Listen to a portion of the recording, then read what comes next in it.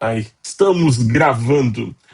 Oi, Douglas. Reverendo Ah, Douglas Teologueiros. Obrigado por estar aqui conosco no lado B. Hoje o lado B é com você.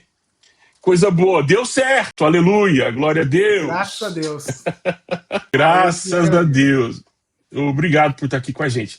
Então, Douglas, como eu estava falando em off contigo, esse é o lado B e a gente sempre lança uma pergunta inicial aqui e dela a gente vai desdobrando a conversa, porque a intenção do lado B é falar do lado que pouca gente sabe a respeito da igreja ou sabe, mas não quer comentar, porque, bom, sei lá, os porquês são tantos. Mas eu te pergunto, Douglas, igreja para quê, meu irmão? Ótima pergunta e eu acho que cada vez mais difícil de responder. Mas para mim, eu acho que eu resumiria a resposta em igreja para viver, igreja para ter esperança. Eu sei que muita gente tem dificuldade em associar a igreja com esperança nos últimos dias. E assim, nos últimos anos para cá, cada vez fica um pouco mais difícil olhar com bons olhos algumas coisas que rolam e olhar para a igreja e enxergar nisso tudo esperança. Mas eu sou um cara muito esperançoso e eu não consigo deixar de ser. Então eu realmente acredito que igreja é a fonte de esperança desse mundo.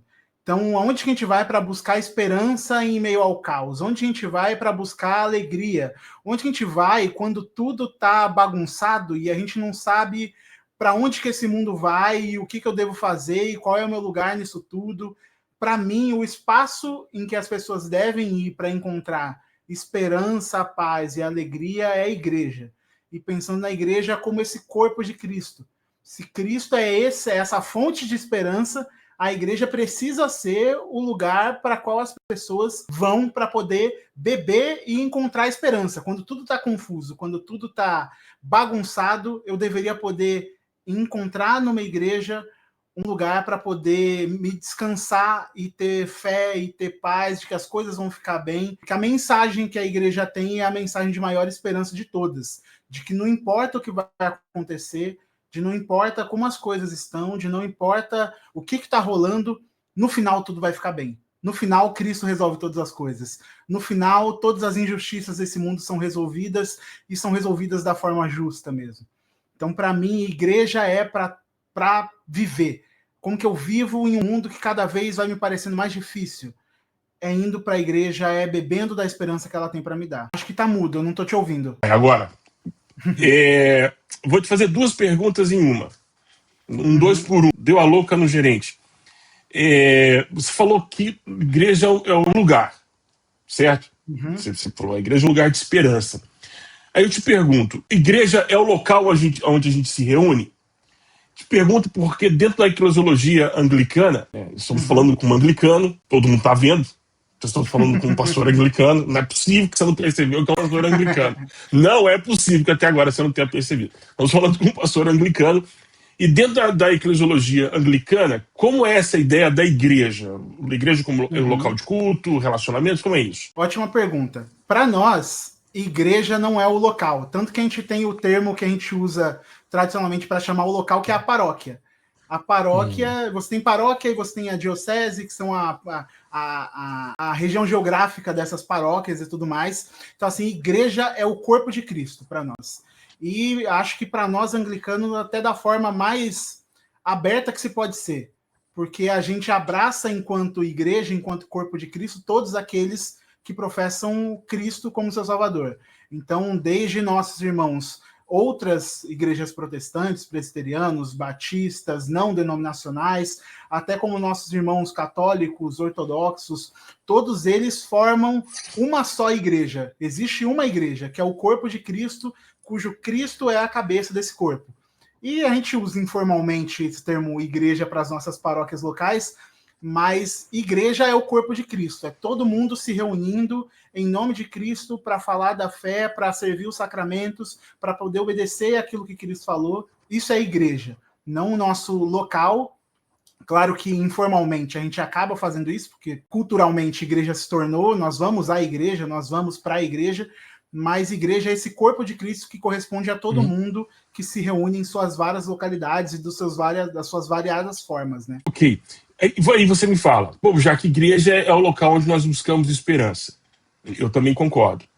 Aí eu te pergunto, hoje, Douglas, reverendo Douglas, você consegue enxergar, claro, você não está participando de todos os cultos ao mesmo tempo, mas dentro do seu campo de visão. Nós hoje temos uma palavra de esperança? É aí que eu digo que o cenário tem se tornado cada vez mais difícil. Porque eu acho que muitas pessoas são esperançosas como eu e vão até a paróquia, até a igreja local, para buscar a esperança. E nem sempre elas têm conseguido encontrar. Isso é uma grande tristeza. Que as pessoas vão esperando encontrar esperança e encontram qualquer outra coisa que não seja a esperança. Mas eu ainda acredito que Cristo se revela de forma misteriosa nesses locais também, e as pessoas acabam encontrando a Cristo em meio a uma bagunça de coisas que acontece, às vezes no meio dos cultos por aí, mas que também existem aqueles poucos fiéis que sempre estão se mantendo. Então existem pequenos faróis de esperança da Igreja de Cristo espalhadas ao redor do mundo. E eu acho que Cristo tem, com sua graça e com a sua misericórdia, tem mantido isso, sabe?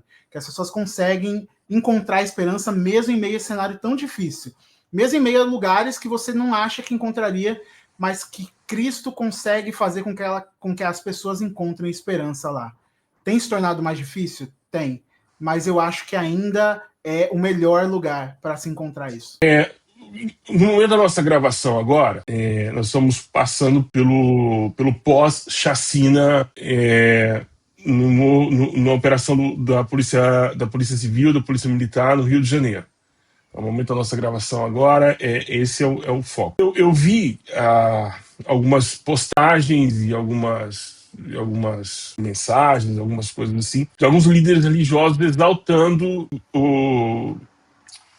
exaltando o que a polícia militar fez, o que o governo do estado do Rio de Janeiro fez ao subir no morro. E vi também, diga-se de passagem, pessoas também relacionando isso com o absurdo que alguns líderes religiosos agradeceram, né? Vi também uma postagem de um pastorzinho mirim, que eu acho eu acho de uma... Bom, eu não acho nada, deixa pra lá. Depois eu faço um vídeo dizendo o que eu acho. E tudo isso, assim, tá difícil convencer as pessoas de que a igreja é um lugar de esperança, porque o eco que a gente tem escutado não é bem esse, é diferente. Como é que você me convence? Como é que você convenceria uma pessoa desesperançosa com a igreja de que não, que é um lugar de esperança, sendo que tá difícil? É muito triste. Eu sofri bastante essas últimas semanas por conta disso. Eu ouvi uma vez do meu bispo que quando a gente se torna pastor e quando a gente começa a atuar nesse ofício e vivendo isso, Jesus compartilha alguma das suas dores com a gente. Então as coisas doem um pouco pra gente de forma diferente. E eu senti muita dor nessa última semana, porque eu vi pessoas tentando defender o indefensável. Eu vi pessoas celebrando a morte, como se isso fosse a forma cristã de se olhar para tudo isso. Eu não consigo conceber de nenhuma forma a ideia de que a gente olhe para a morte, independente do que a gente está falando, das suas complexidades de caso e tudo mais. Eu não consigo olhar para isso tudo, para esse cenário de mais de uma centena de mortes e olhar nisso algo positivo, ou algo que a gente deveria minimamente celebrar. Então eu entendo meus irmãos que olham para isso e cada vez se desencantam mais. Eu olho para esses meus irmãos e eu diria, a alternativa qual seria? Eu não consigo enxergar outra alternativa que não seja continuar sendo esperançoso e procurando, em meio a essa loucura toda, um lugar de esperança. Porque a alternativa é olhar para tudo isso e simplesmente desistir. E eu não quero desistir. Eu olho para tudo isso e eu enxergo que, assim, Jesus me disse que no final dos tempos o amor de muitos se esfriaria. E isso está mais claro do que nunca.